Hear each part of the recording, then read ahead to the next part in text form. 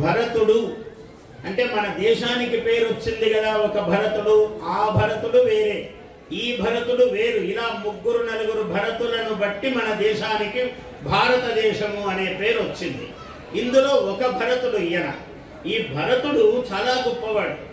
తెల్లవారలేస్తే అచ్యుత, కేశవ, గోవింద, నారాయణ, మాధవ, మధుసూదన ఇవే పేర్లు అంటుంటాడట ఎప్పుడు.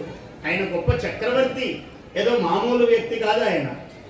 మొత్తము చక్రవర్తులు అంటే ఏదో ఇప్పటి రాజుల్లాగా ఇంతింత భాగానికి ఇన్నిన్నేళ్లని 5 ఏళ్లకు అట్లా రాజులు కాదు వాళ్ళు. మొత్తం భూమండలానికంతా రాజులు. వాళ్ళు ఉన్నన్ని నాళ్ళు వాళ్ళే రాజులు. అట్లాంటి వాళ్ళు. అటువంటి మహాచక్రవర్తి ఆయన. ప్రజలను కన్నబిడ్డల వలె పరిపాలనము చేసేటువంటి మహానుభావుడు ఈ భరతుడు. చాలా గొప్పవాడు.